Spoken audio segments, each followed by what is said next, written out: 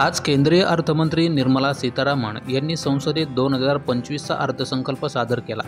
या अर्थसंकल्पात सर्वसामान्यांपासून ते व्यावसायिकांपर्यंत किंवा एकूणच सर्व समाज घटकांसाठी कोणकोणते निर्णय घेतले जातील याकडे सर्वांचं लक्ष लागून होतं। अखेर त्यांनी या आणि अशा अनेक क्षेत्राला दिलासा देणारे निर्णय घेतले। मात्र आरोग्य आणि रोजगार निर्मिती संदर्भात त्यांनी कोणकोणत्या घोषणा केल्या आहेत तेच आपण या व्हिडिओमधून जाणून घेणार आहोत। तर निर्मला सीतारामन यांनी त्यांच्या भाषणात देशातील बेरोजगारी दूर करण्यासाठी आणि आरोग्य सेवा क्षेत्राला चालना देण्यासाठी आपल्या कारकिर्दीतील 8वा अर्थसंकल्प सादर करताना इतर महत्त्वाच्या घोषणा करत असतानाच आरोग्य आणि रोजगारावर देखील आमचं लक्ष असल्याचंही निर्मला सीतारामन यांनी आवर्जून सांगितलं। फक्त सांगितलंच नाही तर दोन्ही क्षेत्रांसाठी त्यांनी महत्त्वपूर्ण घोषणा देखील केल्या। सर्वप्रथम आरोग्य क्षेत्रातील घोषणांविषयी बोलायचं झालं तर अर्थमंत्री निर्मला सीतारामन यांनी वैद्यकीय विद्यार्थ्यांसाठी मोठी घोषणा केली आहे। पुढील वर्षांपासून मेडिकल कॉलेजमध्ये 75,000 जागा वाढवण्यात येणार आहेत। तसंच IITच्या 6,500 जागा वाढवणार आणि देशामध्ये 3 AI एक्सेल सेंटर उभारणार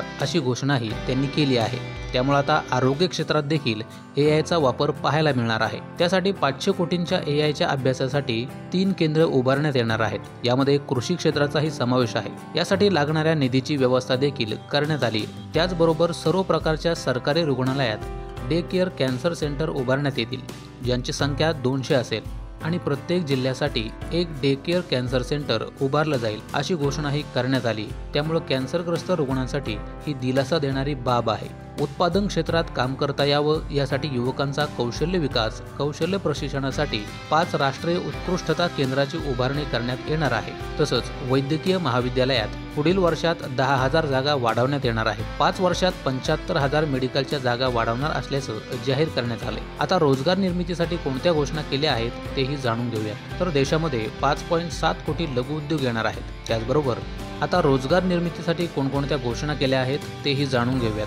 तर देशभरामध्ये 7.5 कोटी लघुउद्योग येणार आहेत। त्यातून 36% उत्पादन केलं जाते। आपल्या निर्यातीपैकी 45% निर्यात सूक्ष्म व लघु उद्योगातून केली जाते। त्यामुळे सूक्ष्म व लघु उद्योगांचं वर्गीकरण होणार आहे। सूक्ष्म व लघु उद्योगांना रोजगार निर्मितीसाठी मदत केली जाणार आहे। याशिवाय छोट्या उत्पादकांसाठी स्मार्ट क्रेडिट कार्डची घोषणा करण्यात आली आहे, ज्याला 5 लाखांची मर्यादा असेल। त्याचबरोबर MSMEला सोप्या पद्धतीने भांडवल उपलब्ध करून देणार आहेत। MSMEला 20 कोटींपर्यंतचे टर्म कर्ज देणार असल्याची घोषणाही करण्यात आली। याशिवाय स्टार्टअपची 10 कोटीवरून 20 कोटींची क्रेडिट लिमिट असेल आणि ऑनलाईन प्लॅटफॉर्मसाठी काम करणाऱ्या कर्मचाऱ्यांसाठी योजना ई-श्रम पोर्टलवर कामगारांची नोंदणी होणार आहे। शेवटी 2025च्या अर्थसंकल्पाने आरोग्य सेवा क्षेत्र आणि रोजगार निर्मिती दोन्ही वाढवण्याच्या दिशेने महत्त्वपूर्ण पाऊल टाकलं आहे। या प्रगतिशील पावलामुळे भारत आपल्या तरुणांसाठी अधिक संधी आणि सर्वांसाठी सुधारित आरोग्य सेवांचा साक्षीदार बनला आहे असं म्हटलं तर वावगं ठरणार नाही। तर ही माहिती तुम्हाला कशी वाटली ते कमेंट करून जरूर सांगा आणि असेच माहितीपूर्ण व्हिडिओज पाहण्यासाठी ऋतम मराठी न्यूजला सबस्क्राईब करा।